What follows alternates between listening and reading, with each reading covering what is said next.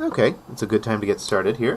Let's talk about graphing quadratics, and we're going to talk about some of graphing some basic quadratics, things with an a equal to 1. So let's take a look at a fairly simple quadratic equation, and that would be something like f of x is equal to x squared plus 4x minus 5.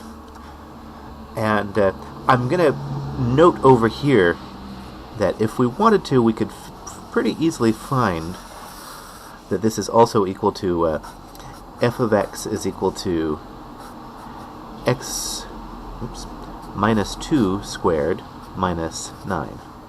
Or sorry, x plus 2 minus 9. And actually, might as well go through that exercise right now. Let's figure out, before we graph anything, it's really important for us to know what the vertex is. So remember that off of here we could find our vertex by saying our h is that negative b over 2a. This is the x value for this. So this is going to be negative 4 divided by 2 times 1 is just going to be negative 2. So that's our h value here. Our k is just that function at h, because remember this is just the y that corresponds to this value of x. So our k is going to be equal to, well, negative 2 squared plus 4 times negative 2 minus 5. So this is going to be 4 minus 8 minus 5. 4 minus 8 is negative 4. Negative 4 minus 5 is negative 9. So there's my k. So this right here is my vertex. So my vertex is this negative 2, negative 9.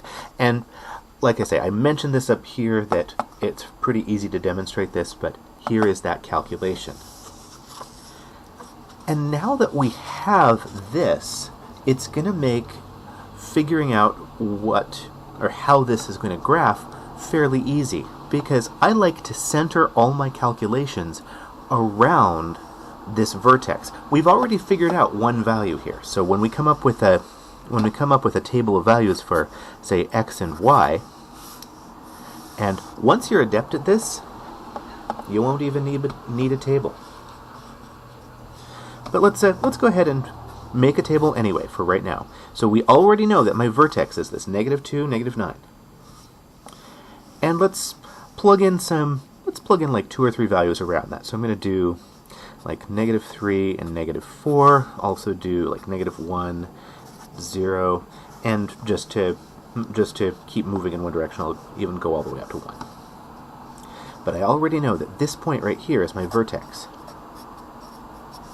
Well, let's start plugging in some values. When I try, let's say I try f of, I'm going to start doing my calculations right around this. I'm going to do f of negative 3 just to see what happens.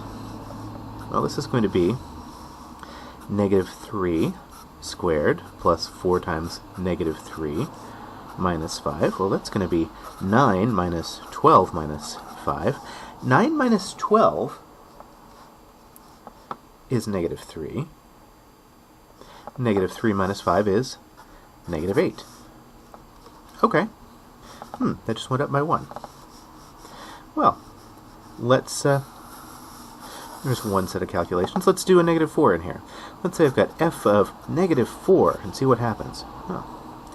Negative 4 squared plus 4 times negative 4 is, and then minus 5. Oh, negative 4 squared is just 16, and 4 times negative 4 is just minus 16 minus 5.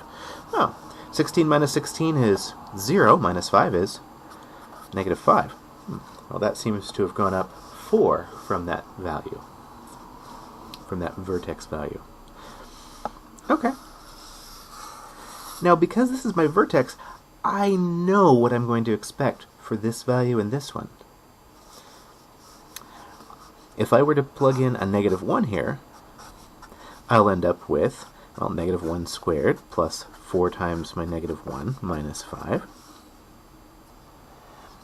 And sure enough, I've got 1 minus 4 minus 5. That's going to be, well, that's going to be negative 3 plus negative 5 is negative 8. And nothing could be simpler than plugging in a 0. F of 0 is just 0 squared plus 4 times 0 minus 5.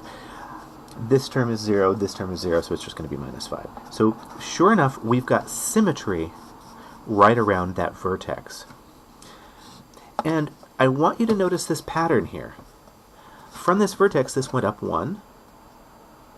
So when my x value was 1 out from my vertex in either direction, it just increased by 1.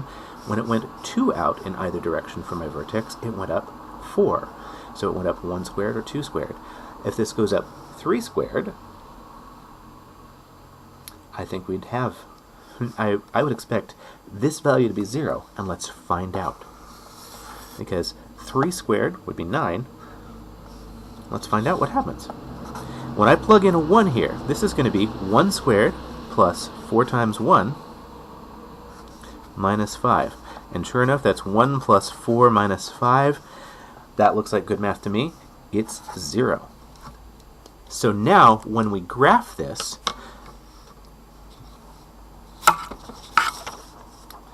let's see what we have. I'm going to put my table of values over here so folks can still see it. We had, I'll start by graphing that vertex. So this was at -2 and -9. 1, 2, 3, 4, 5, 6, 7, 8, 9. At -3 it was -8, or at -1 it was -8. At -4 it was -5, or at 0 it was -5, and at 1 it was 0. So by symmetry, I would expect it to also be at this point. So what we have is a graph that looks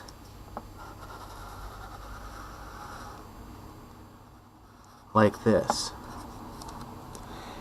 And I want to point out that this looks exactly like our original, let's say if I have like g of x is equal to x squared, remember, anytime I have a value, it's squared. So -1 squared is 1, -2 squared is 4, -3 squared is 9, and so on.